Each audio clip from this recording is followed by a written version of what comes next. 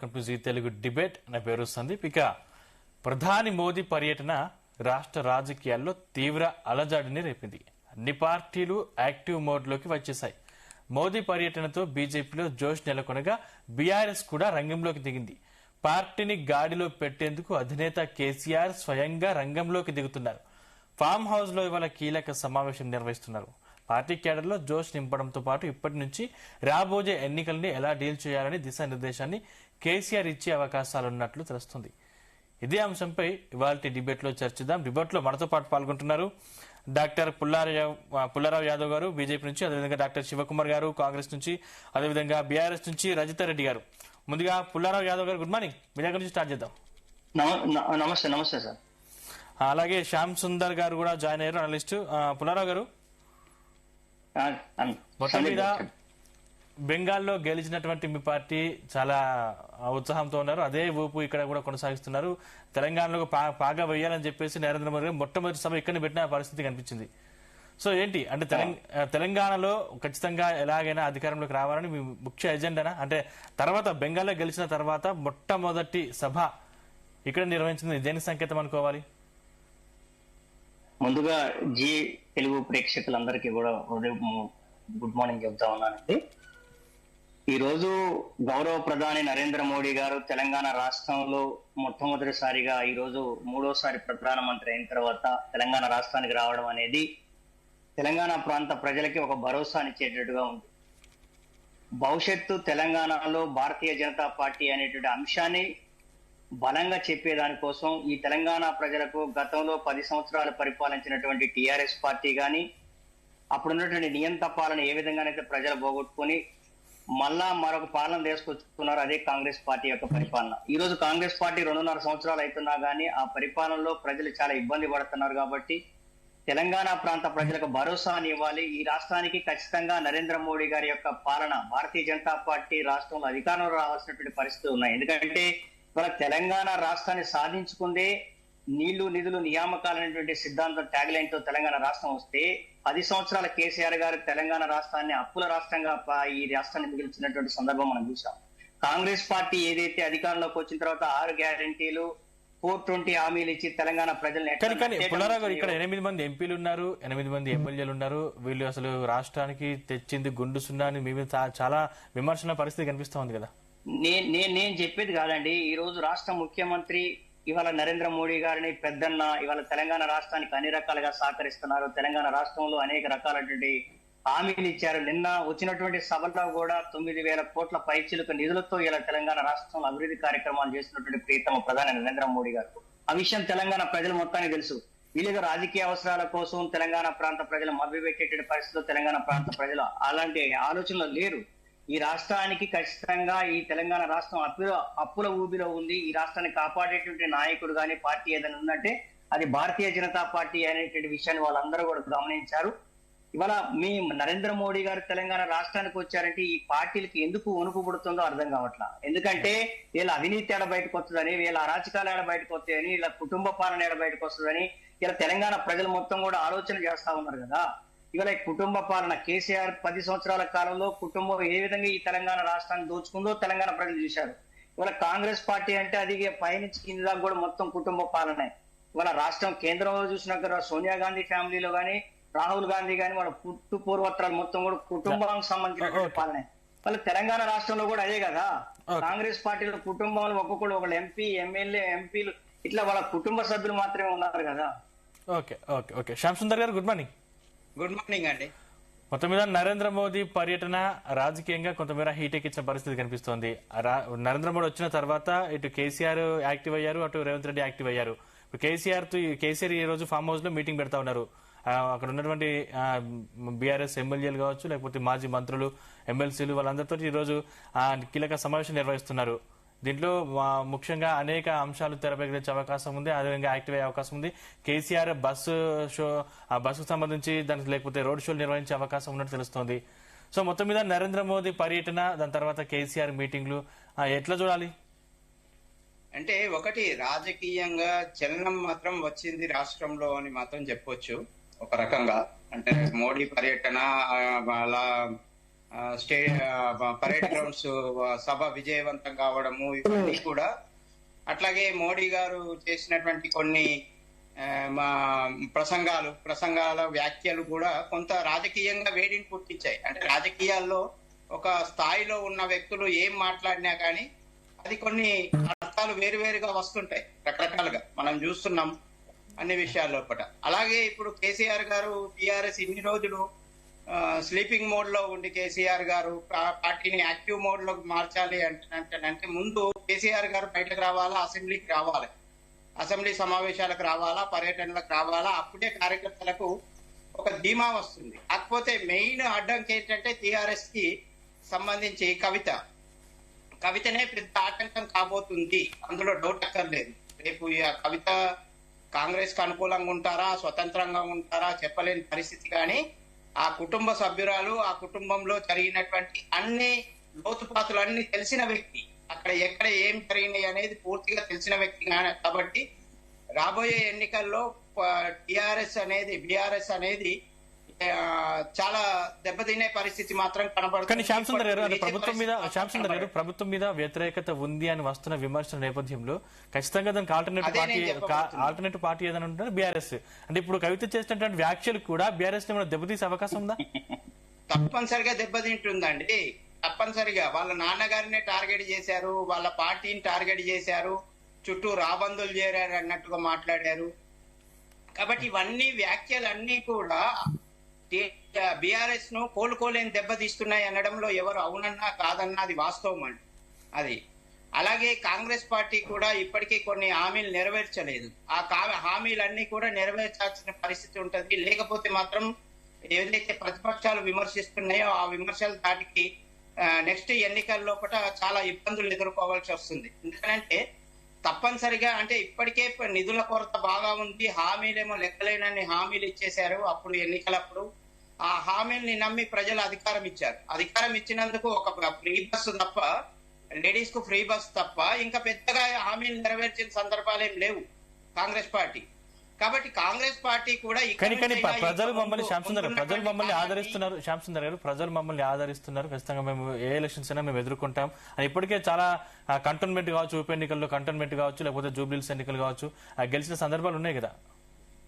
నేను అదే చెప్పబోతున్నాను. ఏ రాజకీయ పార్టీ కూడా ప్రజలు మాకు వ్యతిరేకిస్తున్నారు, మమ్మల్ని నోటిస్తారు అని చెప్పేసి ఏ రాజకీయ పార్టీ చెప్పుకోదండి. ప్రజలంతా మా పక్షానే ఉన్నారు, మమ్మల్నే గెలిపిస్తారు అని చెప్పేసి చెప్తారు. అది సహజమైన విషయమే. కాబట్టి దాన్ని రాజకీయంగా బలంగా ఉన్నారనుకుంటే వాళ్ళు రేపు ఎన్నికల్లో దెబ్బతినే పరిస్థితి ఉంటది. ఎట్లాగైతే బీఆర్ఎస్ దెబ్బతిందో ఇట్లాంటి ఆలోచనలతోనే బీఆర్ఎస్ మొన్న ఎన్నికల్లో దెబ్బతింది.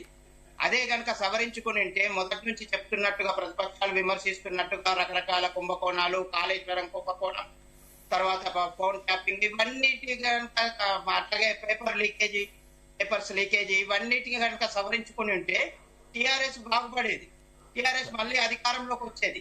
కానీ అవేవి సవరించుకోకుండా ప్రతిపక్షాలు చెప్తుందంతా అబద్ధం అన్నట్టుగా చెప్పినందుకు ప్రజలు ఇప్పుడు చైతన్యవంతులు అయ్యారండి. ఏం చెప్పినా నమ్మడానికి వీలు లేని పరిస్థితి ఉంది. నమ్మాలి అంటుందంటే వాళ్ళకు రుజువు కావాలి, నిరూపణ కావాలి. కాబట్టి నమ్మాలి అంటే ఇంత మీడియా డెవలప్ అయింది, ఇవన్నీ డెవలప్ అయినాయి. కాబట్టి కాంగ్రెస్ పార్టీ ఇప్పటికైనా తను పద్ధతులు మార్చుకొని మన ప్రజలకు అనుకూలమైనటువంటి నిర్ణయాలు తీసుకోవాలి, హామీలు నెరవేర్చాలి, కనీసం హామీలు నెరవేర్చాలి. ఆ ప్రధానమైన హామీలు ఏవైతే ఉన్నాయో అవన్నీ పూర్తి చేయాలి. ప్రధానమైన హామీల్లో కొన్నైనా పూర్తి చేసి కొన్నిటిని మేము చెయ్యలేకపోతున్నాము అని చెప్పుకోవడం వల్ల తప్పేం లేదు.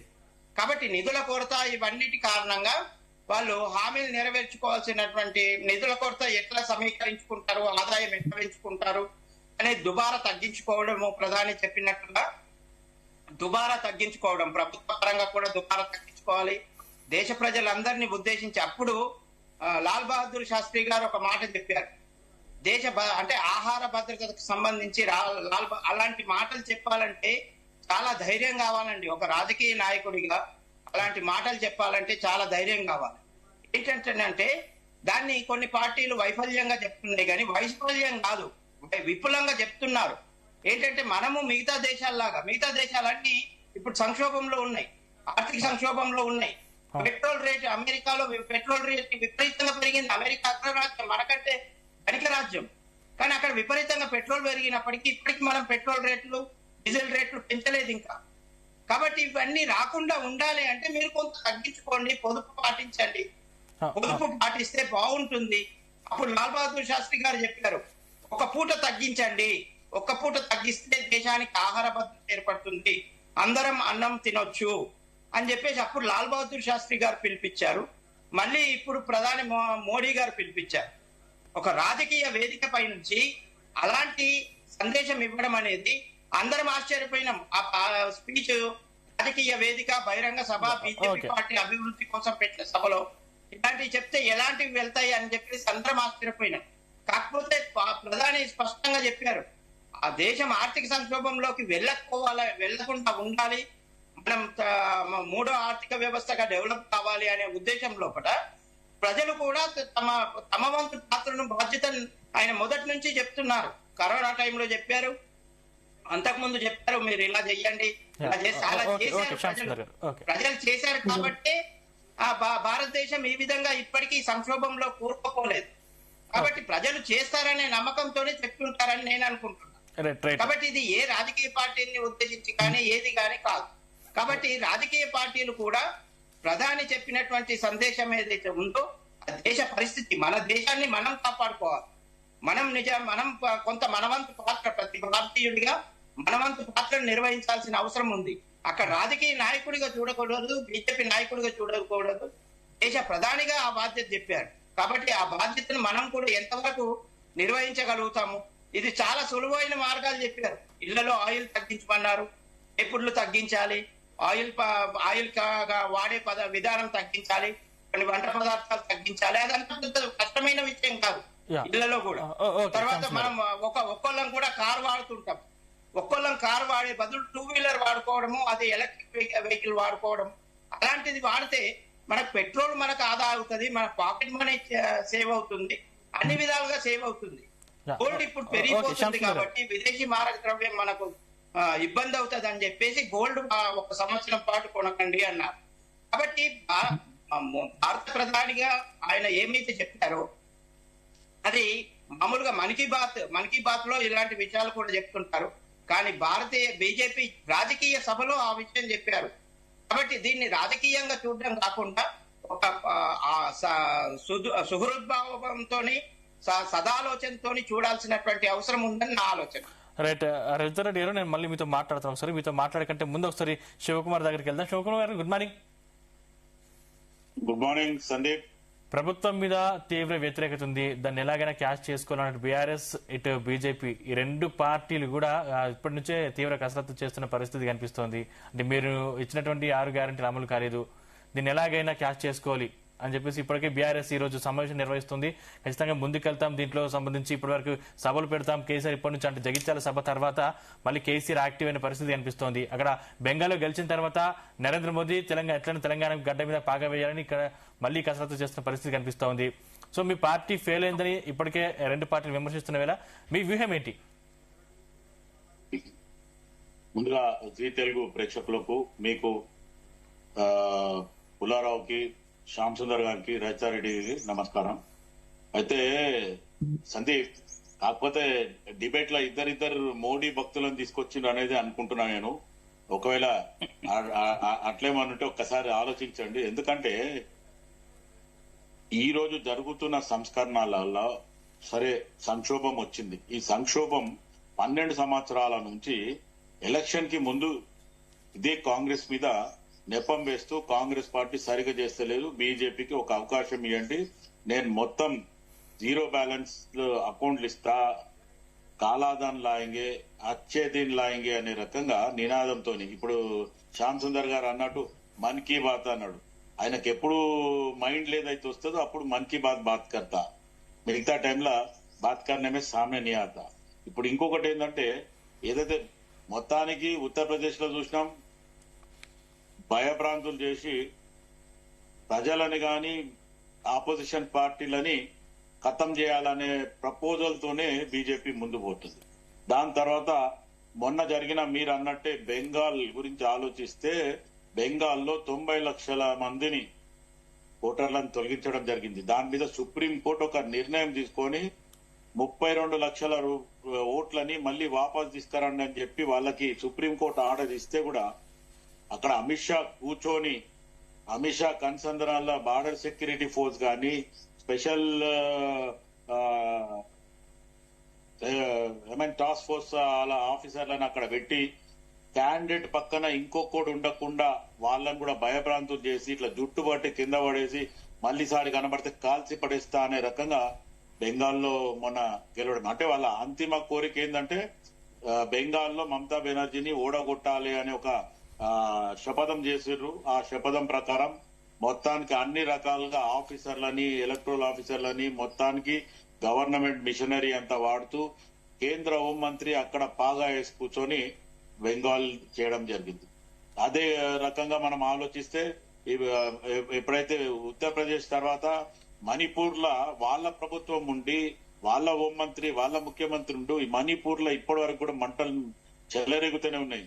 అది ఆపడానికి ఈరోజు బీజేపీ ప్రభుత్వం ఏం చొరవలు చూపించింది లేదు అనుకుంటే బీజేపీ ఏదైతే హోంశాఖ మంత్రి ఉన్నాడో ఆయన ఇమీడియట్ గా నేను ఫెయిల్యూర్ ఆఫ్ కంట్రోలింగ్ మణిపూర్ అనే రకంగా ఆయన రాజీనామా చేయాలని కోరడం జరిగింది. అదే కాకుండా మొన్న జరిగిన తమిళనాడు ఇటు రాహుల్ గాంధీ గారు విజయ్ కి సపోర్ట్ చేసిండ్రు అని తెలిసి అక్కడ ఉన్న గవర్నర్ ని కూడా కంట్రోల్లో పెట్టుకొని అమిత్ షా గాని నరేంద్ర మోదీ గాని ఏఐడిఎంకే సపోర్ట్ చేసేలాగా విజయ్ ని బాగా ప్రోత్సాహం చేస్తే ఆయన ఫుల్ బంపర్ మెజారిటీతో వచ్చిండు.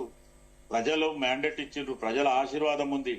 కానీ అక్కడ కూడా ఫింగరింగ్ చేయడానికి ప్రలోభాలు ఎంత పెట్టిండ్రంటే అక్కడ నిజంగా కూడా ఏదైతే తమిళనాడు ముఖ్యమంత్రిగా ఇప్పుడు ప్రస్తుతానికి ప్రమాణ స్వీకారం చేసిన జోసెఫ్ విజయ్ కి నిజంగా హ్యాట్స్ ఆఫ్ చేయాలి. ఎందుకంటే బీజేపీ ప్రభుత్వానికి గాని నరేంద్ర మోదీకి అమిత్ షాకి చుక్కలు చూపించడం జరిగింది. ఈ రోజు అక్కడ ఉన్న గవర్నర్ ఏదైతే అమిత్ షా కన్సందన లేదంటే మా మోదీ కన్సందన ఉన్న వాళ్ళు కూడా వాళ్ళ పవర్ గాని ఏది గాని అక్కడ పనికి రాకుండా పోయింది. ఎందుకంటే ప్రజలు అక్కడ మ్యాండేట్ ఇచ్చిండ్రు, ప్రజల ఆశీర్వాదం విజయ్కి ఉంది కాబట్టి టీవీకే ఉంది కాబట్టి వీళ్ళు తూకం మార్చుకొని వెనక్కి జరగడం జరిగింది. ఇప్పుడు అదే ఉద్దేశంతోని గరంలో నేను వచ్చేసినాం, ఇంకా తెలంగాణ వచ్చేస్తాం, తెలంగాణలో కూడా మేము మొత్తానికి బాగా వేసిస్తామంటే తెలంగాణలో 8 మంది ఎమ్మెల్యేలను 8 మంది ఎంపీలను ఇప్పుడు ప్రస్తుతం ఇవ్వడం జరిగింది. ఈ 2.5 సంవత్సరాల కింద జరిగిన ఎలక్షన్ లా వీళ్ళ దగ్గరనే సంఖ్యత లేదు.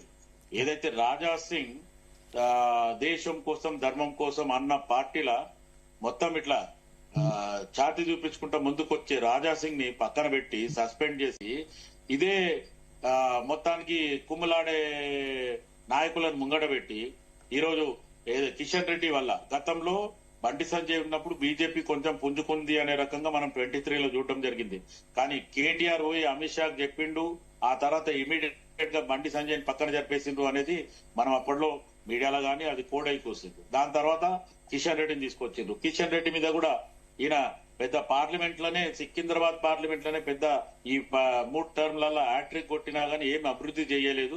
సికింద్రాబాద్ పార్లమెంట్ లో ఏమి చేసిండో అనేది Kishan Reddy white paper release చేయాలని నేను కాంగ్రెస్ పార్టీ తరఫున కోరడం జరుగుతుంది. అదే కాకుండా ఇంకొకటి ఏంటంటే ఇటు ఆలోచిస్తే ఇప్పుడు ప్రస్తుతానికి ఉన్న బీజేపీ తెలంగాణ శాఖ అధ్యక్షుడు కూడా ఈరోజు కిషన్ రెడ్డి కనుసంధానాలు నడుస్తుంది. కిషన్ రెడ్డి అక్కడ ఆయన పెట్టి కిషన్ రెడ్డి మళ్ళా అధ్యక్షుడి పదవిని మెయింటైన్ చేస్తుండే అనేది బీజేపీలో ఉన్న గ్రౌండ్ రియాలిటీ ఏదైతే బ్లాక్ ఏమంటారు బిఏలోస్ కానీ పార్టీ సభ్యత్వం ఎప్పుడు తీసుకున్నారన్న? ఒక్క నిమిషం బ్రదర్ ప్లీజ్ మీరు రాసుకోండి. మా పార్టీ సభ్యత్వం తీసుకున్నారా? ప్లీజ్ నోట్ డౌన్ బ్రదర్, మీరు నోట్ డౌన్ చేసుకుని తర్వాత మీరు ఆన్సర్ చేయండి. నేను కాదంటే లేదు, నా దృష్టికి వచ్చింది మీకు చెప్తున్నా. ఇంకొకటి ఏంటంటే ఇప్పుడు మొత్తానికి దేశం కోసం ధర్మం కోసం అనే పార్టీ ప్రస్తుతానికైతే ఇప్పుడు బీజేపీ లేదు. గతంలో అటల్ బిహారీ వాజ్పేయి, మురళీ మనోహర్ జోషి, ఎల్కే అడ్వాణి లేకపోతే సుష్మా స్వరాజ్ గారు ఉన్నప్పుడు నిజంగా కూడా దేశం కోసం ధర్మం కోసం అంటే ఈ పార్టీ ఏదో చేస్తుందని. కానీ ఇప్పుడు మొత్తానికి ఏక్నాథ్ షిండేలను చేయడము, పార్టీని చీల్చడము. ఇప్పుడు బెంగాల్లో కూడా ఆలోచిస్తే మన మమతా బెనర్జీకి సెకండ్ లైన్ లీడర్షిప్ ఎవరైతే ఉండేనో సుబోన్ సర్కార్, ఆయనను తీసుకొచ్చి ఆమెతో విభేదం చేసి ఈరోజు బెంగాల్లో ఆయన ముఖ్యమంత్రి చేయడానికి పోయిండు. అక్కడ కూడా మళ్ళీ ఏదో ఓకే శివకుమార్ గారు, ఎక్కడ పడితే అక్కడ మొత్తానికి పార్టీలకు చీల్చాలా, దాని తర్వాత ఇది చేయాలా అనే రకంగానే రాజకీయం వేయాలనే రకంగానే వీళ్ళు కుట్రలతోని రాజకీయం చేస్తున్నారు. ఇప్పుడు నిన్న పెరడ్ గ్రౌండ్ సభ కూడా ఆలోచిస్తే తెలంగాణ రాష్ట్ర ముఖ్యమంత్రి రేవంత్ రెడ్డి గారు ఓపెన్ గా అడగడం జరిగింది. మొత్తానికి గుజరాత్ ఎట్లయితే మన్మోహన్ సింగ్ గారు ప్రధానమంత్రి ఉన్నప్పుడు గుజరాత్ ని మీరు ఎట్లయితే డెవలప్ చేసిరో, మీకు ఎట్లయితే నిధులు కాంగ్రెస్ పార్టీ అప్పుడు అధికారంలో ఉన్నప్పుడు ఇచ్చిందో ఆ రకంగా మాకు కూడా ఇస్తే మేము తెలంగాణను కూడా డెవలప్ చేస్తే $3 ట్రిలియన్ లాగా చేసి నేను మొత్తం వికసిత్ భారత్ లాగా నేను కూడా తెలంగాణను చేస్తా అనే రకంగా జరిగింది. కంక్లూడ్ చేయండి. దాని తర్వాత ఈ రోజు నరేంద్ర మోదీ గారు ఏం మాట్లాడతారు, ఒకవేళ మన్మోహన్ సింగ్ గారు ఇచ్చినట్టు నేను ఇస్తే ఇప్పుడు మీకు ఇస్తున్న నిధుల్లో సగం నిధులు వస్తాయి, ఒక పని చేయి, నువ్వు ఎదగాలనుకుంటున్నావు, నువ్వు నా పక్కన వచ్చేసేయి, లేదు నా పార్టీలో వచ్చేసేయి, మొత్తం నేను చూసుకుంటా అంటే ఇక్కడ నువ్వు మొత్తానికి తెలంగాణలో రేవంత్ రెడ్డి మీద యాంటీ తీసుకొచ్చే రకంగా నేను రాజకీయం నవ్వుతూ మొత్తానికి గుజరాత్ అట్లనే చేస్తారు. ఈ గుజరాత్ మోడీ కూడా అట్లనే చేస్తుండే, ఏది నవ్వుకుంటా పుల్లలు పెడుతున్నాడు, నవ్వుకుంటా కాంగ్రెస్ పార్టీలో కూడా మంటలు పెట్టాలనే ఆలోచనతోనే నవ్వుతూ మాట్లాడడం జరిగింది. రజితారెడ్డి గారు, గుడ్ మార్నింగ్. గుడ్ మార్నింగ్ అండి. ప్రభుత్వ వైఫల్యాలను ఎండగట్టడంలో మీ మీ పార్టీ చేస్తున్నటువంటి పాత్ర ఎనలేనిది, దాంట్లో ఏమాత్రం డౌట్ లేదు. కాకపోతే ఇంతకుముందుకు శ్యామ్ సుందర్ గారు చెప్పినట్టు ఇంట్లో గెలిచి రచ్చ గెలవాలని ఒక సామెత ఉంటుంది. ఇప్పుడు మీ పార్టీని ప్రధానంగా విమర్శిస్తుంది ఎవరంటే కవితనే. సో మీరు ఎక్కడ మీటింగ్ పెట్టినా దాని తర్వాత మళ్ళీ కవిత మీటింగ్ పెట్టి మీ పార్టీనే విమర్శిస్తున్న పరిస్థితి కనిపిస్తుంది. అంటే ప్రభుత్వాన్ని తక్కువ విమర్శించినా కూడా మీ పార్టీని ఎక్కువ విమర్శిస్తున్న పరిస్థితి కనిపిస్తుంది. ఈ టైంలో మీరు ఎలా ముందుకెళ్తారు, ఎటువంటి వ్యూహాలు రచిస్తారు, ఖచ్చితంగా మీరు నెక్స్ట్ అధికారంలోకి ఎలా రాబోతారు? గుడ్ మార్నింగ్ అండి. ప్యానెల్లో ఉన్న పెద్దలకి, జీ తెలుగు న్యూస్ ప్రేక్షకులకి నమస్తే అండి. ఒకటండి, ఇక్కడ ప్రధానంగా కవిత గారిని మా పార్టీ గాని తెలంగాణ ప్రజలు గాని సీరియస్ గా తీసుకోవట్లేరు అనేది వాస్తవం. ఎందుకంటే 10 ఏళ్లు అధికారాన్ని అనుభవించి అన్ని రకాలుగా ఎంపీగా ఓడిపోయినా కూడా ఎంతో మంది అర్హులు అనుభవజ్ఞులు ఉన్నా కూడా ఎమ్మెల్సీ సీటు తీసుకోవటం, అధికారాన్ని 10 ఏళ్ల పాటు అనుభవించడం అన్ని చేసి ఈ రోజు అధికారం పోగానే అండగా ఉండాల్సిన కుటుంబ సభ్యురాలు బయటకు పోయి ఇట్లా కన్న తండ్రిని దూషించడం ఏదైతే ఉందో తెలంగాణ ప్రజలు గాని ప్రతిపక్షాలు గాని ఎవ్వరు కూడా జీర్ణించుకోవట్లేదు. ఎందుకంటే తెలంగాణ రాష్ట్ర ప్రజలకు కేసీఆర్ అంటే ఏంటో తెలుసు. కేసీఆర్ గారి అభివృద్ధి ఏంది, 10 ఏళ్లలో తెలంగాణ ఎంత సుభిక్షంగా ఉందనేది ప్రజలకు తెలుసు. మరి 10 ఏళ్లు పార్టీలో ఉంటూ అన్ని రకాలుగా లబ్ధి పొంది ఇవాళ బయటకు పోయి మరి ఎవరికి వీళ్ళు కొమ్ము కాస్తున్నారు ఈ పార్టీ నాయకులు అనేది కూడా తెలంగాణ ప్రజలు గమనించారు. కాబట్టి మేము సీరియస్ గా తీసుకోవాల్సిన అంశం కాదు, ప్రజలు కూడా చాలా లైట్ గా తీసుకున్నారు అనేది కూడా ఇక్కడ వాస్తవం. ఇంకోటి, బీజేపీ నాయకులు తెలంగాణకు ఏం చేస్తున్నారు ఏందనేది కూడా తెలంగాణ రాష్ట్ర ప్రజలు గమనిస్తున్నారు. ఇవాళ 9 మంది బీజేపీ ఎంపీలు ఉన్నారు తెలంగాణ రాష్ట్రానికి. మరి గంపెడ ఆశతో 9 మంది ఎంపీలను గెలిపిస్తే 8 మంది ఎంపీలను గెలిపిస్తే మరి వీళ్ళేదో తెలంగాణ రాష్ట్రానికి లబ్ధి చేకూరుస్తారు, వీళ్ళేదో తెలంగాణ రాష్ట్ర ప్రజలకు నిధులు తీసుకొస్తారని గంపెడాశతో వీళ్ళని గెలిపించి పార్లమెంటుకు పంపిస్తే పార్లమెంటులో పరాయి రాష్ట్రం అతను మన రాష్ట్రాన్ని ఒక పాకిస్తాన్ తో మాట్లాడితే, పాకిస్తాన్ తో పోల్చితే, తెలంగాణ రాష్ట్ర ప్రజల్ని కూడా అవమానిస్తే మరి 9 మంది కూడా మౌనం వహించడం. బచ్చగాడు తేజస్వి సూర్య అని చెప్పి బచ్చగాడు తెలంగాణ రాష్ట్రం ఏం తెలియదు, ఉద్యమ కాలంలో పుట్టను కూడా పుట్టలేదు. ఎగ్జాక్ట్లీ మరి అటువంటి వాళ్ళు తెలంగాణను బదనాం చేస్తూ తెలంగాణను హేళన చేస్తూ ఉంటే మరి ఈ ఎంపీలు ఎందుకండి గమ్మున కూర్చున్నారు? మరి అదే బీఆర్ఎస్ పార్టీకి సంబంధించిన ఎంపీలు ఉంటే మరి అక్కడే శివాలెత్తి దుమ్ము దులిపి వచ్చేవాళ్ళు కదా. తెలంగాణ రాష్ట్ర ప్రజలకు అవమానం జరిగితే కూడా ఏమీ పట్టనట్టుగా కూర్చొని వచ్చిర్రు. మరి దేశానికి ప్రధానమంత్రి హైదరాబాద్ వస్తే హైదరాబాద్ ప్రజలే కావచ్చు, తెలంగాణ రాష్ట్ర ప్రజలే కావచ్చు, మాకు నిధులు చేస్తాడేమో, మరి మా తెలంగాణను ఏమైనా అభివృద్ధి చేస్తాడేమో, మాకు మెడికల్ కాలేజ్ తెస్తాడేమో, IIT కాలేజీలు పట్టుకొస్తాడు గంపడాశతో చూసిండ్రు. ఏమీ లేదు. తెలంగాణకు గుడు సున్నా ఇస్తూ కూడా మళ్ళా దేశానికి ప్రధానమంత్రిగా వచ్చి గౌరవంగా మాట్లాడి ఏదో చేస్తాడు అనుకుంటే ఏదీ లేదు. మళ్ళీ ఇంకొక పార్టీకి సంబంధించిన ముఖ్యమంత్రిని నా పార్టీలో కలవని చెప్తాడు అండి. ఈయన కలిస్తే గత 10 సంవత్సరాలుగా ఎంతైతే గుజరాత్ కి ఇచ్చిన్నో అంతకు రెట్టింపిస్తా నీకు అని చెప్పిపోతాడండి. ఎంత అంటే దీంట్లో మాకు దుర్మార్గమే కనిపిస్తుంది. తెలంగాణకు ఏమి ఇస్తలేనని ఆయన ఒప్పుకున్నట్టే కదా. ఇప్పటిదాకా ఏమీ ఇవ్వలేదు, ఇప్పుడు కూడా ఏమీ ఇవ్వను అని ఒప్పుకున్నట్టే కదా. మరి ఇప్పటికే బీజేపీలో ఉన్న ముఖ్యమంత్రులు 80% మంది కాంగ్రెస్ వాళ్ళే ఉన్నారు వాళ్ళ పార్టీలో. మరి అంతెందుకు కేంద్రంలో ఉన్న విదేశాంగ శాఖ మంత్రితో పాటు ముఖ్యమంత్రులు 80% కాంగ్రెస్ వాళ్ళే, విదేశాంగ శాఖ మంత్రితో పాటు చాలా మంది ఉన్నారు. చెప్పాలంటే నయానో భయానో బెదిరించుడు, ఈడీ దాడులు చేసుడు, ఇవే కదా, సిబిఐ దాడులు చేసుడు, భయపెట్టుడు, వాళ్ళని తీసుకోవటము, ఇదే జరుగుతుంది బీజేపీలో. మరి excuse me, is it clear? Clear, చెప్పండి, మాట్లాడండి. ఇట్లా బెదిరించడము, వాళ్ళ పార్టీలోకి తీసుకోవడం, ఇదే చేస్తున్నాడు మోడీ గారు. మరి ఇక వీళ్ళు పార్టీని పెంచింది లేదు, పోషించింది లేదండి.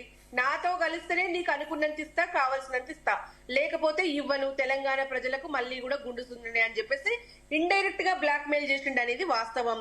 తెలంగాణ ప్రజలు నవ్వుకుంటున్నారు, బీజేపీ పార్టీ నేతలను చూసి నవ్వుకుంటున్నారు. బీజేపీ వల్ల తెలంగాణకు ఒరిగింది లేదు, ఇక మీదట కూడా ఏదో వస్తుందన్న ఆశ లేదు. కాబట్టి తెలంగాణలో మోడీ గారు వచ్చిపోయినాక గ్రాఫ్ జీరోకి పడిపోయిందని నేను చెప్తా ఉన్నా. ఎందుకంటే తెలంగాణ రాష్ట్ర ప్రజలకు మభ్యపెట్టే వాళ్ళు వద్దు, మాయ మాటలు చెప్పే వాళ్ళు వద్దు, తెలంగాణను డెవలప్ చేసే మాటలే కావాలి. కానీ రజిత రెడ్డి గారు, అంటే మీరు ప్రభుత్వంలో ఉన్నప్పుడు భారీ అవకతవకలు, భారీ అవినీతి జరిగిందని చెప్పేసి మీ మీద చాలా ఆరోపణలు ఉన్నాయి. ఇప్పుడు కాంగ్రెస్ గవర్నమెంట్ మీద చాలా ఆరోపణలు ఉన్నాయి, 6 గ్యారెంటీలు అమలు చేయట్లేదని. అంటే నెక్స్ట్ ఆల్టర్నేటివ్ ఏంటంటే బీజేపీ అని చెప్తున్నారు కదా. ఎక్కడ ఆల్టర్నేటివ్? తెలంగాణ రాష్ట్ర ప్రజలకు తెలుసండి, వచ్చి ఏదో మాట్లాడిపోవడం కాదు.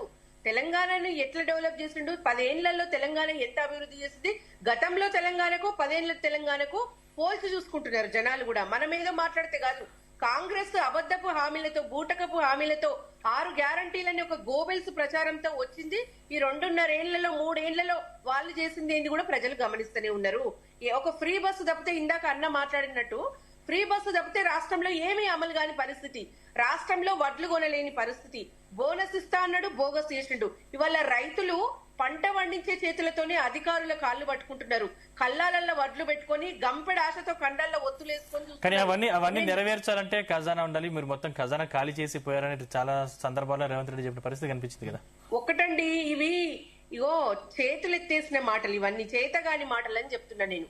రాష్ట్ర ఆదాయం ఎంతనో తెలుసు, రాష్ట్రంలో ఉన్నటువంటి నిధులు ఎంతనో తెలుసు, తెలిసి కూడా ఈ అమలు కాని హామీలు ఇయ్యడం వాళ్ళ తప్పే కదండి. రాష్ట్రంలో ఎంత ఆదాయం ఉందనేది ఒక ఐడియా లేదండి. ఒక ముఖ్యమంత్రిగా ఆదాయం ఎంత, ఖర్చు ఎంత అని తెలిసిన వ్యక్తిగా ఎట్లా ఇచ్చిండండి అమలు కాని హామీలు ఇచ్చి? ఇలా ఖజానా అయింది, లంకె బిందెలు ఉన్నాయి అనుకున్నా అని చెప్పి మాట్లాడడం వల్ల అక్కడితోనే ఆయన జీరో అయిపోయిండు. అవన్నీ కూడా తెలంగాణ ప్రజలు పట్టించుకోరు. ఎందుకంటే తెలంగాణ ప్రజలు తెలంగాణ డెవలప్ చేయాలంటే అప్పులు కావాల్సిందే. మరి అప్పులకు తగ్గ అభివృద్ధి మేము చూపిస్తున్నాం కదా. తెలంగాణలో గురుకులాలే కావచ్చు, మెడికల్ కాలేజీలే కావచ్చు, ఇంకా 1,00,000 కట్టడాలే కావచ్చు, సెక్రటేరియటే కావచ్చు, కాళేశ్వరమే కావచ్చు, ఎన్ని రకాలుగా అభివృద్ధి చేసినారు. ఎలా అప్పులకు తగ్గ అభివృద్ధి తెలంగాణలో కనబడుతుంది. ఇంకోటి, బండి సంజయ్ గారి విషయం కూడా మాట్లాడాలి. ఇక్కడ బీజేపీ నేత కాబట్టి ఇక్కడ ఖచ్చితంగా కూడా ఆ విషయం మాట్లాడాలి. ఎందుకంటే దేశ చరిత్రలోనే అసలు తెలంగాణ ప్రజలు తలదించుకోవాల్సిన పని బండి సంజయ్ గారి ఇంట్లో జరిగింది. ఇలా విలువల గురించి, ధర్మం గురించే కదండి తెల్లారు లేస్తే బీజేపీ నాయకులు మాట్లాడేది. ఇలా ధర్మరక్షణ గురించి గొంతు చించుకొని మాట్లాడే బీజేపీ నాయకులు మరి ఇలా బండి సంజయ్ గారి కొడుకు మీద పోక్సో కేసు నమోదైంది. మరి వాళ్ళ ఇంట్లోనే పోక్సో కేసు అంటే చిన్న కేసు కాదు, అది చిన్న పిల్లల పరిరక్షణ కోసం ఏర్పాటైన కేసు. మరి అంత పెద్ద కేసు వాళ్ళ ఇంట్లో మాట్లాడినా కూడా, ప్రధాని వచ్చినా కూడా, ప్రధాని గారు వస్తే ప్రధాని పక్కన కూర్చొని ఏమి ఎరగనట్టుగా, ఏమి తప్పు చేయనట్టుగా మరి ప్రధాని పక్కన కూర్చున్నాడంటే కేసు నీరు గార్చే ప్రయత్నమే చేస్తుంటారు కదండి బీజేపీ నాయకులు. మరి ఇక్కడ ఆడపిల్లల్ని గౌరవించే సాంప్రదాయం బీజేపీ నేతలకు లేదు. మళ్ళా బేటీ పడావో అంటారు, బేటీ బచావో అంటారు. కానీ ఇక్కడ బేటా బచావో అని ఒక నిదానం తీసుకొచ్చిండు బండి సంజయ్ గారు. అవన్నీ చేతకు బీజేపీ నేతలంతా కూడా మాటలే గాని చేతలు లేవండి. తెలంగాణ లేని చెయ్యరు. ఇంకోటి, హోంశాఖ కీలక పదవిలో ఉన్నాడు, అసలు చట్టాలను అమలు చేసే పరిస్థితిలో ఉన్నాడు బండి సంజయ్ గారు. మరి తన కొడుకును ఇవాళ ఎట్లా రక్షించుకుంటుండండి? ఒక అమ్మాయి 17 ఏళ్ల మైనర్ బాలిక మీద లైంగిక ఆరోపణలు వస్తే 4 రోజులు అయినా కానీ దాని మీద ఎటువంటి చిన్న లైన్ కూడా మాట్లాడింది లేదు బీజేపీ గాని కాంగ్రెస్ గాని. చీకటి దోస్తులు దేశ చరిత్రలో ఇలా ఫస్ట్ టైం అనుకుంటా దేశ హోంమంత్రి కొడుకు పరారీలో ఉన్నాడట నిన్న స్టేట్మెంట్ ఇచ్చారు. మరి ఒక మైనర్ బాలిక జీవితాన్ని ఆగం చేసి పోక్సో కేసు నీరుగార్చే దిశలో ఇలా వికట్టహాసంతో, పదవి మదంతో వికట్టహాసం చేస్తున్న తోడు దొంగలు బండి సంజయ్ గారే కావచ్చు, రేవంత్ రెడ్డి గారే కావచ్చు. ఇలా తెలంగాణ రాష్ట్ర ప్రజలు గమనించారు. హైదరాబాద్ లో మాజీ డీజీపీ భార్యను హత్య చేస్తే అడిగే నాదుడే లేడు. తెలంగాణలో శాంతి భద్రతలు ఎంత ప్రమాదకరంగా మారినాయో ఇలా అర్థం చేసుకోవాలి. రేవంత్ రెడ్డి హోంశాఖగా విఫలమైండు. ఇలా బీజేపీ సోషల్ మీడియాలో పాపం ఆ అమ్మాయి గురించి అసభ్యంగా పోస్టులు పెడుతున్నారు. ఇది బీజేపీ నేతల వైఖరి. ఇవన్నీ నాయకులకి చెల్లింది. ఒకటి, ఇందాక కాంగ్రెస్ పార్టీకి సంబంధించినటువంటి నాయకులు చాలా మా పార్టీకి సంబంధించినటువంటి అనేక అంశాలలో వాళ్ళు చాలా పెద్ద ఎత్తున అభియోగాలు, మణిపూర్ గాని తర్వాత పశ్చిమ బెంగాల్లో గాని లేదా విజయ్ గారి దగ్గర సంబంధించిన అంశాల మీద మాట్లాడారు. నేను ఒక్క విషయం చెప్పదలుచుకున్నా. దీదీ అరాచకాలకి ఎంతో మంది ఈ దేశంలో ఉన్నటువంటి, ఈ దేశాన్ని నమ్ముకున్నటువంటి బిడ్డలు ఆమె అరాచక పాలనకు బలయ్యారు. కాబట్టి అక్కడ ప్రజల మొత్తం కూడా, అక్కడున్న మెజారిటీ ప్రజలు ఎవరైతే ఉన్నారో హిందువుల మీద ఊచకోత పోసినప్పుడు ఎందుకు ఇలా నోర్లు పనిచేయలేదని చెప్పి నేను అడుగుతా ఉన్నా. పశ్చిమ బెంగాల్ రాష్ట్రంలో బంగ్లాదేశ్ నుంచి వచ్చినటువంటి వాళ్ళకి ఆధార్ కార్డులు ఇచ్చి, ఓటర్ ఐడీలు ఇచ్చి, ఓటు బ్యాంకు రాజకీయాలు చేసుకుంటా, హిందువుల ఇళ్లపై దాడులు చేసుకుంటా, ఇళ్లను తగలబెట్టుకుంటా, ఆడపిల్లలని నడి రోడ్డు మీద బట్టలోడదీసి వాళ్ళని రేప్ చేసి చంపినప్పుడు ఎందుకు ఈ నోళ్లు పనిచేయలేదు?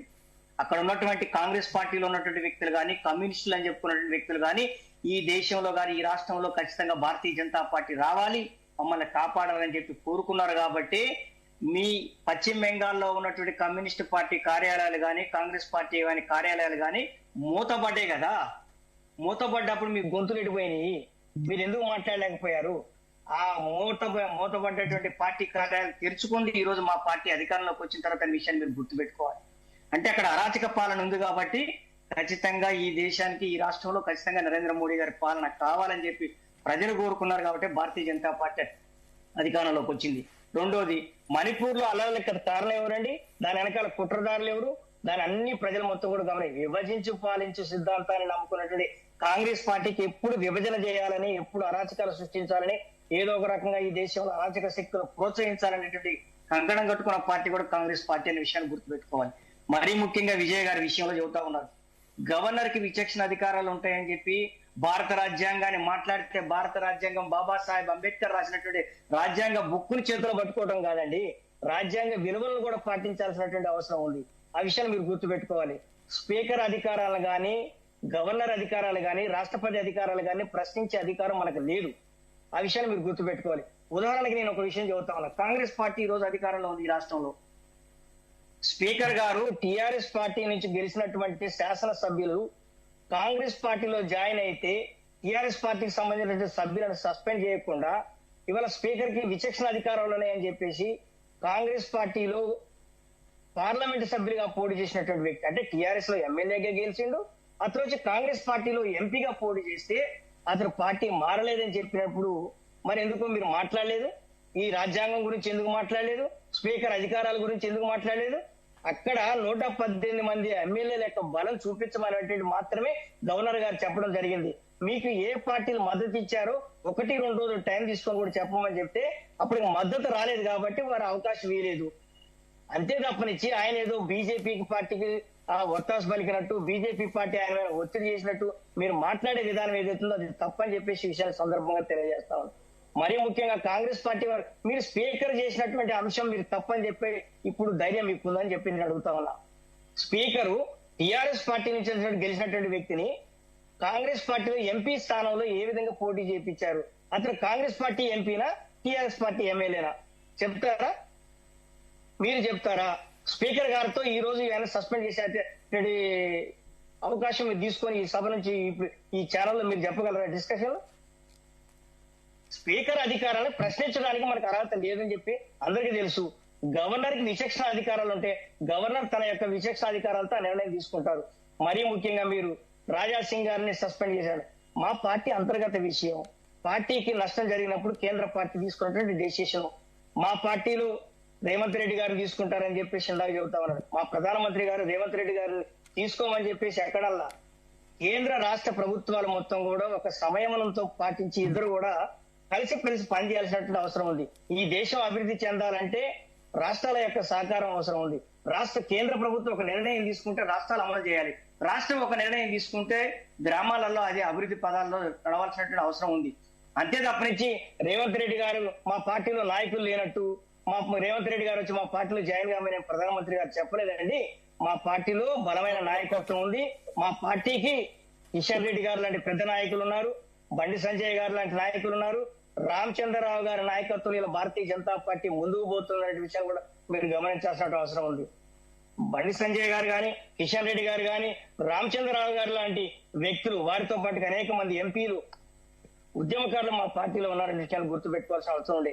ఇవాళ రేవంత్ రెడ్డి లాంటి వ్యక్తి వచ్చి మా పార్టీని కాపాడితేనే రేవంత్ రెడ్డి రావాలని చెప్పేసి మా పార్టీ జాతీయ ప్రధానమంత్రి ఇలా ఎప్పుడు చెప్పనటువంటి విషయాన్ని కూడా మీరు గుర్తుపెట్టుకోవాలి. మరీ ముఖ్యంగా తేజస్వి సూర్య గారు మాట్లాడినటువంటి అంశాలు తెలంగాణ ఉద్యమాన్ని కించపరిచారు. వారు వేరే కంటెస్ట్ లో మాట్లాడారు. వారు అప్పటికి కూడా ఈ విషయం మీద మా జాతీయ పార్టీ కూడా ఎప్పుడు చెప్పింది. మీరు గుర్తుపెట్టుకోండి, ఈ తెలంగాణ రాష్ట్రానికి మీరు గుర్తుపెట్టుకోవాలి, తెలంగాణ రాష్ట్రం రావాలి అంటే మా సుష్మా స్వరాజ్ గారు తెలంగాణ రాష్ట్రం కోసం సుష్మా స్వరాజ్ గారు మీరు గుర్తుపెట్టుకోండి.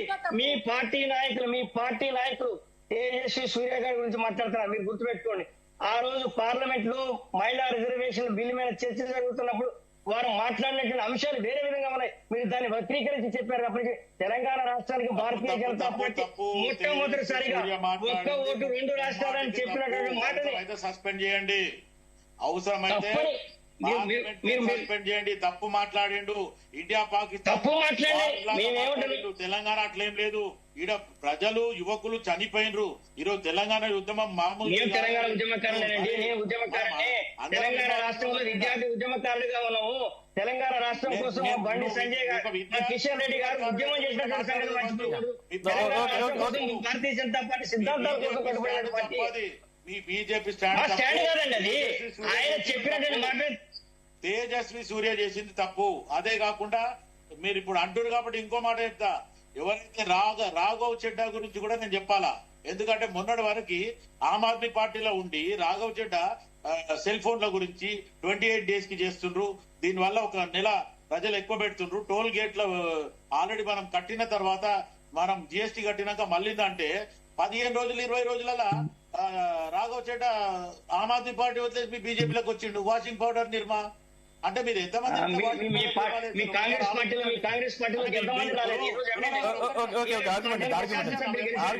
మీ భారతీయ జనతా పార్టీలో లీడర్లు లేరా? సెకండ్ లైన్ లీడర్షిప్ ఇయ్యరా? పక్క పార్టీలకి గుంజుకొని ఆయన లీడర్ చేస్తారా? రేవంత్ రెడ్డి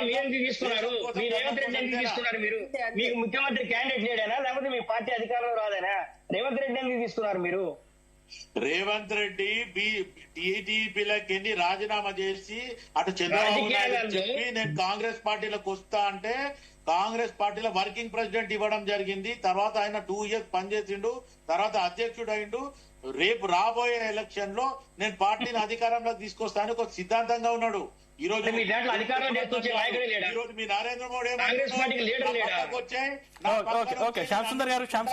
అంటుండు. ఇది ఎక్కడ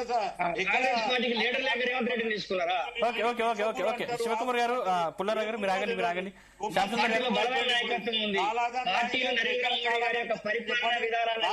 పుల్లారావు గారు దయచేసి మీరు ఆగండి. శివకుమార్ గారు మీరు ఆగండి. శివకుమార్ గారు దయచేసి మీరు ఆగండి. పుల్లారావు గారు మీరు ఆగండి దయచేసి. రైట్, శ్యామసుందర్ గారు ఏం చెప్తారు? చెప్పండి. ఏం చెప్తారు మొత్తం మీద? అంటే ఒకటండి, డిబేట్ లో ఎవరైనా అందరికీ కూడా నేను రిక్వెస్ట్ చేస్తున్నా, పాయింట్స్ రాసుకోండి. మాట్లాడేటప్పుడు మాట్లాడిన తర్వాత మాట్లాడండి. క్లాష్ అవుతే మనకు కొట్లాడుకున్నట్టుగా ఉంటది. డిబేట్ చర్చనీయాంశంగా జరగాలి. కాబట్టి ఇక్కడ విషయాలు ఏంటంటే శివకుమార్ గారు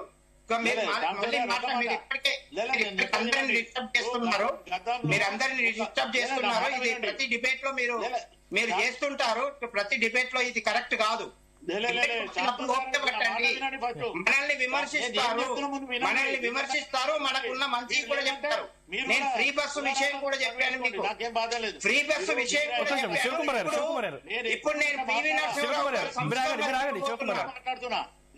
మీరు ఓపిక పట్టాలి. మీరు అధికారంలో ఉన్నారు. మొన్నటిదాకా టీఆర్ఎస్ వాళ్ళు అట్లా లేరు. మీరు అలాగే ఉంటే మీరు అధికారాన్ని పోగొట్టుకుంటారు. మీరు వినడం నేర్చుకోండి. యా, మీరు మధ్యలో మాట్లాడండి మాట్లాడకండి, వేరే వాళ్ళకి అవకాశం ఇవ్వండి. మాట్లాడండి ఈ అవకాశం ఇచ్చినప్పుడు మీరు మాట్లాడండి. తప్పు మాట్లాడితే కూడా వినాలా? అదే yes, మాట వినాలి, రాసుకోండి. మీరు చెప్పేటప్పుడు చెప్పండి, చాలా బాగుంది అని మీరు చెప్పారు. నాతో ఒక మాట అన్నారు కదా. చెప్పండి. మీరు చెప్పేటప్పుడు చెప్పండి. మీరు okay okay okay okay Shyamsundar గారు దయచేసి మీరు మీరు మీరు మ్యాటర్లోకి రండి, మీరు విషయానికి రండి. కూడా వినాలా? నాకు ఇప్పుడు అవకాశం ఇచ్చారు, నేను మాట్లాడుతున్నాను. అప్పటిదాకా మాట్లాడలేదు నేను. ఓకే ఓకే శివకుమార్ గారు మీరు దయచేసి మీరు ఆగండి, మీరు ఆగండి. శివకుమార్ గారు దయచేసి మీరు ఆగండి, మీరు ఆగండి. శివకుమార్ గారు నేను నెక్స్ట్ మళ్ళీ మీ దగ్గరకు వస్తాను. శ్యామసుందర్ గారు మీరు విషయానికి రండి. శ్యామసుందర్ గారు ప్లీజ్ మీరు విషయానికి రండి. ఇప్పుడు ఒకటండి, మా రాజకీయాల్లో ఒక వ్యాఖ్య, ఏదైనా వ్యాఖ్య అది రేవంత్ రెడ్డి గారు చేశారా అంటే తీసుకోవాలంటేనంటే చాలా విషయాలు ఉంటాయి. రేవంత్ రెడ్డి గారు ప్రధానమంత్రి అని గౌరవంతో ఆయన మీద శాలువా కప్పి మా మెమెంటో ఇచ్చారు. దాన్ని కూడా మనం కలపాలనుకుంటే కలిపేయచ్చు. అగో రేవంత్ రెడ్డి మోడీకి దగ్గర అయిపోతుండు అని చెప్పొచ్చు. అది కాదు, అక్కడ అది కాదు. ఆయన ఇంకో మాట కూడా చెప్పారు, రాష్ట్రాలు అభివృద్ధి చెందితేనే దేశం అభివృద్ధి చెందుతుంది. రాష్ట్రాలు అభివృద్ధి చెందితేనే దేశం అభివృద్ధి చెందుతుంది. కాబట్టి నేను కోరుకుంటున్నా రేవంత్ రెడ్డి కూడా వస్తే బాగుంటది సహకారంగా అన్నట్టుగా. అట్లెందుకు తీసుకోరు? ఓకే, మీ వాదనలో మీ ఆలోచనలో మీరు నిజం ఉండొచ్చు గాక. కాకపోతే విషయం ఏంటంటే చెప్పినప్పుడు స్వీకరించండి. నేను ఏ పార్టీని నేను అదే చెప్పబోతున్నాను, ఓపిక పట్టండి. పివి నరసింహారావు గారు సంస్కరణలు కనుక లేకపోయి ఉంటే ఒక్క నిమిషం వినండి, మొత్తం డిబేట్ అయిందాక వినండి. పివి నరసింహారావు గారు గనక అంటే మనం అప్పుడు చంద్రశేఖర్ గవర్నమెంట్ లో చూసాం మన ఆర్థిక పరిస్థితి ఎట్లా ఉండేనో. చంద్రశేఖర్ గవర్నమెంట్ లో మనం బంగారం తాకట్టు పెట్టి డబ్బులు తీసుకురావాల్సిన పరిస్థితి ఉండే అప్పుడు. తర్వాత పివి నరసింహారావు గారి హయాంలో కాంగ్రెస్ పార్టీ పాలన అది. పివి నరసింహారావు గారి హయాంలో అప్పుడు కనుక పివి నరసింహారావు గారు కనుక సంస్కరణలు లేకపోయి ఉంటే భారతదేశం చాలా దారుణమైన పరిస్థితుల్లోకి వెళ్ళేది. పివి నరసింహారావు గారి సంస్కరణలు ఒక రకంగా దేశాన్ని కాపాడాయి. కాబట్టి ఇప్పుడు కూడా అది గుర్తున్నందుకు థ్యాంక్ యూ. పివి నరసింహారావు గారు కానీ మన్మోహన్ సింగ్ నేను వాస్తవాలు చెప్తున్నాను. అది మీరు జీర్ణించుకోలేరు అంతే, మీరు జీర్ణించుకోలేరు. మధ్యలో మళ్ళీ మాట్లాడుతున్నారు. పివి నరసింహారావు గారి విషయంలో గతంలో కూడా నేను చెప్పాను, పివి నరసింహారావు గారు చేసిన సంస్కరణలు దేశ ఆర్థిక వ్యవస్థకు పునాదిలాగా నిలబడ్డాయి. అప్పుడు కూడా విమర్శలు వచ్చాయి. కానీ నేను ఏదైతే చంద్రశేఖర్ గారి గురించి చెప్పానో, చంద్రశేఖర్ గారు సంస్కరణలు కాకుండా గోల్డ్ అక్కడ తాకట్టు పెట్టాల్సి వచ్చింది. ఆ గోల్డ్ ఇప్పుడు తీసుకొచ్చారు, మోడీ గవర్నమెంట్ లో తీసుకొచ్చారు ఇప్పుడు. కాబట్టి సంస్కరణలు అనేవి దేశానికి అవసరము. అది ఏ రాజకీయ పార్టీ చేసినా దేశ క్షేమం కోసం సంస్కరణలు చేపట్టినట్టే. కాబట్టి దేశ క్షేమం కోసం సంస్కరణలు చేపట్టినప్పుడు మనం రాజకీయ విభేదాలు అనేవి మర్చిపోవాలి. ఎవరైనా ఆ సంస్కరణలు సమర్థిస్తుంటే ఆయనకు ఆ రాజకీయ పార్టీని ఆపాదించడం ఇది సర్వసాధారణం అయిపోయింది. ఇది మంచిది కాదు. రాజకీయ డిబేట్లలో మాట్లాడే వాళ్ళకి అవకాశం ఇవ్వండి, మధ్యలో కల్పించుకోకండి. కాబట్టి సంస్కరణలు ఏ పార్టీ చేసినా అవి మంచివే. అప్పుడు పివి నరసింహారావు గారు చేపట్టారు, ఇప్పుడు మోడీ గారు చేపడుతున్నారు. మోడీ గారు చేపడుతున్నప్పుడు కూడా అన్ని పార్టీల వాళ్ళు సహకరించారు. దేశం క్షేమంగా ఉన్నప్పుడే మనం ఏమన్నా రాజకీయాలు చేయగలుగుతాం, మనం ఏమన్నా అధికారంలోకి రాగలుగుతాం, మనం ఏమన్నా ప్రజల్ని పరిపాలించగలుగుతాం, దేశాన్ని సుభిక్షంగా ఉంచగలుగుతాం.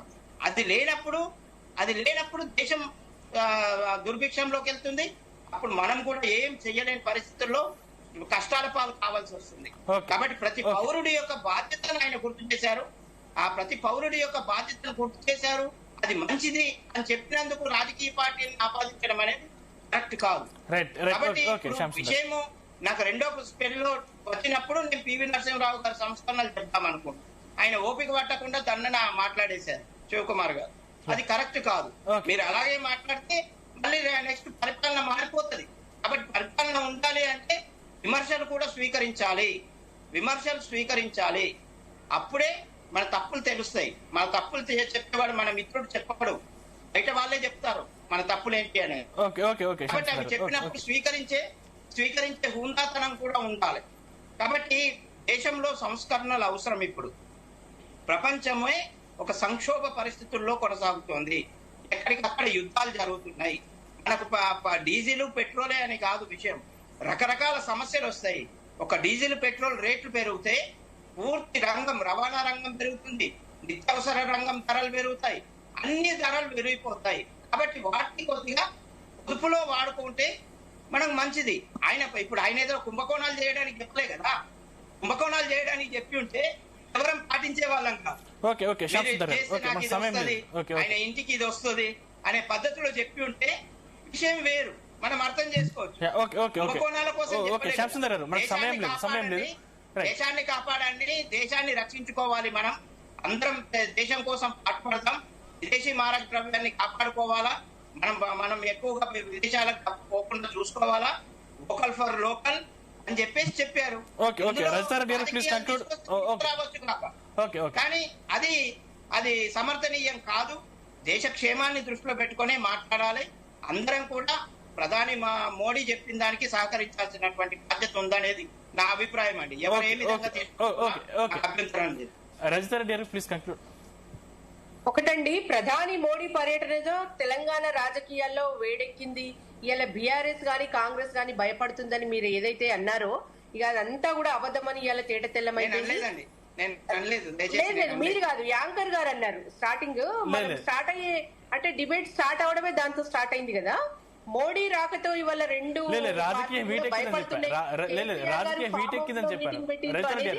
రాజకీయం హీట్ ఎక్కింది మోదీ రాకతో. ఇప్పుడు కేసీఆర్ యాక్టివ్ అయ్యారు. నెక్స్ట్ సభకు మొత్తం కవిత అడ్డం బయటకు వస్తున్నాయి. ఇప్పుడు అదే నేను అదే అంటున్నా, అదే తప్పు. మేము మా మీటింగ్ ఈ రోజు మా మీటింగ్ అనేది నెల రోజుల కిందనే ఫిక్స్ అయింది.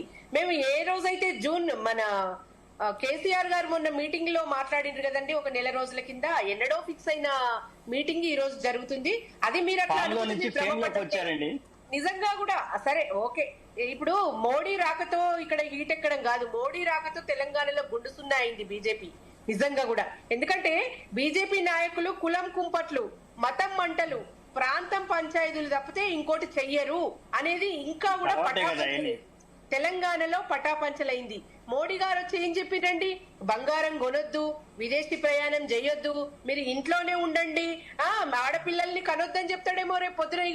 ఈ బేటీ పడావోలు, ఈ ఆడవాళ్లకు అందలం ఎక్కించడం, ఇవన్నీ కూడా అబద్ధాలే. మహిళా బిల్లు అబద్ధం, మహిళా పక్షపాతి అబద్ధం. ఇవన్నీ కూడా బీజేపీ నాయకులు చెప్పేది ఒకటి, చేసేది ఒకటి. తెలంగాణ మీద చాలా వివక్ష చూపుతున్నారు. తెలంగాణకు ఏమీ ఇవ్వకుండా అట్టడుగు పడేద్దామని చూసిండు. కేసీఆర్ గారు ఉన్న 10 ఏళ్లలో ఎంత ఇబ్బంది పెట్టిండ్రు. గవర్నర్ గా తమిళసై ఉన్నప్పుడు ఎన్ని ఇబ్బందులు పెట్టిండ్రు. తమిళసై గారు సక్సెస్ఫుల్ గా 7వ సారి కూడా పోటీ చేసి ఓడిపోయినరు. మరి దానికి శుభాకాంక్షలు చెప్పాలా, మరి మేము నవ్వుకోవాలా? దేవుడే అంటే కర్మ రిటర్న్ బ్యాక్ అంటారు చూడు, ఏదో జరిగింది. బీజేపీ నాయకులు ఎప్పుడైనా ఒకరిని ఇబ్బంది పెట్టాలి, నయానో భయానో బెదిరించాలి, వాళ్ళ పార్టీలో చేసుకోవాలి. ఇందాక అన్నట్టు వాషింగ్ పౌడర్ నిర్మా, పెద్ద పెద్ద కుంభకోణాలు చేసిన వాళ్ళు, స్కామ్లు చేసిన వాళ్ళు, టెర్రరిస్టులు బీజేపీలో చేరితే ఇలా వాషింగ్ పౌడర్ నిర్మా అయిపోతుంది. అది అందరికీ తెలిసిపోయింది. రాష్ట్ర ప్రజలకే కాదు, దేశ ప్రజలకు కూడా తెలిసిపోయింది. కాబట్టి బీజేపీ వల్ల తెలంగాణకు ఒరిగేది లేదు. బీజేపీ ఇప్పుడే కాదు, ఇంకో 20 ఏళ్ల దాకా కూడా తెలంగాణ రాష్ట్రంలో ఈ మాత్రం సీట్లు కూడా రావనేది వాస్తవం. ఇప్పుడు శివకుమార్ గారు ప్లీజ్ కంక్లూడ్. ఇక్కడ నేను ఆల్మోస్ట్ ఆల్ రజితారెడ్డి కూడా ఎన్నో డిబేట్లు మీరు డిఫరెంట్ ఛానల్లో చేయడం జరిగింది. శ్యామ్ సుందర్ గారు కూడా వస్తుండే, కానీ ఎప్పుడు కూడా నేను క్రాస్ టాక్ చేయను. నేను వేరేలో కూడా అదే చెప్తాను, నోట్ చేసుకోండి, తర్వాత మాట్లాడండి, పబ్లిక్ ఇష్యూ పోవాలని. కానీ నేను ముందే నేనేం చెప్పినా అంటే, బీజేపీ అనలే, మోడీ భక్తులను ఇద్దరిని పిలిచిండ్రు అన్నా. ఎందుకంటే అక్కడ వాళ్ళు మాట్లాడేది వన్ సైడెడ్ ఉంటది అనేది నాకు తెలుసు. ఎప్పుడైతే పుల్లారావుని శ్యామ్ సుందర్ గారిని చూసిన తర్వాత చెప్పాడు. ఈ రోజు పుల్లారావు గాని భారతీయ జనతా పార్టీ నేను కాదంటలేము, ఒక్క నిమిషం ఆగో. ఇప్పుడే శ్యామ్ సుందర్ చెప్పిండు. ఇప్పుడు ఎట్లుందంటే ఈ పరిస్థితులు, మీరు చేస్తే సంసారం, వేరే వాళ్ళు చేస్తే వ్యభిచారం అంటుండ్రు. అది తప్పు. నేను అనేది ఏమంటే, నాకు చెప్పినప్పుడు మీరు కూడా ఉండవద్దు, ఎందుకంటే మన దగ్గర సామెతలు చాలా ఉన్నాయి. అయితే సందీప్ ఒక్కటే, ఇప్పుడు నరేంద్ర మోదీ హైదరాబాద్ వచ్చిండు, చలో అబ్కే బార్ 400 పార్ అన్నారు. ప్రజలు గుద్దితే 200కే కింద పడిపోయారు మన సెంట్రల్ గవర్నమెంట్. ఇప్పుడు అబ్కే బార్ మోదీ సర్కార్ అంటున్నారు, బీజేపీ సర్కార్ కాదు. ఇది నినాదం ఒక్కసారి మీరు మళ్ళీ ఒకసారి ఆలోచించాలా. అబ్కే బాద్ మోదీ సర్కార్, నాట్ బీజేపీ సర్కార్. ఒకటి. రెండవది ఏంటంటే వీళ్ళ దగ్గర మొత్తానికి రాజా సింగ్ లాంటి బీజేపీ నాయకుడు, కట్టర్ నాయకుడు లేడనేది నాకున్న విశ్వాసం, నమ్మకం. ఇంకోటి రామచంద్రరావు గురించి ఇప్పుడు పుల్లారావు చెప్పిండు. రామచంద్రరావు మంచి వ్యక్తి, సౌమ్యుడు, నాకు మంచి పరిచయం. ఇదే కిషన్ రెడ్డి గురించి కూడా ఆలోచిస్తే నెహ్రూ యువ కేంద్రాల కిషన్ రెడ్డి తిరిగేటప్పుడు మేము already youth leadership training programme అవన్నీ మేము చేసేటోళ్ళం. కొన్ని సందర్భాలలో లెటర్ రాసి ముఖాముఖి రా అంటే ఈ రోజు వరకు కూడా దానికి ఆన్సర్ లేదు. ఇవన్నీ తెలియదు, కొంతమందికి చెప్తే గానీ తెలియదు. ఆ రకంగా ఆలోచిస్తే ఇప్పుడు నరేంద్ర మోదీ మొత్తానికి పెట్రోల్ బంద్ చేయండి, మొత్తానికి డీజిల్ బంద్ చేయండి, నూనె బంద్ చేయండి, ఆరు ఇంకా బంగారం కొనకండి, దావత్తు చేయకండి, మీ పిల్లలు కానీ ఇంకేమైనా అబ్రాడ్ పోయేది ఉంటే అబ్రాడ్ పోకండి అని. మీరు వచ్చిన తర్వాత అచ్చే దీన్ లాయంగే అనుకుంటే 12 సంవత్సరాల నుంచి సచ్చే దీన్ తీసుకొచ్చింది అనేది ప్రజలంతా మొత్తుకుంటారు.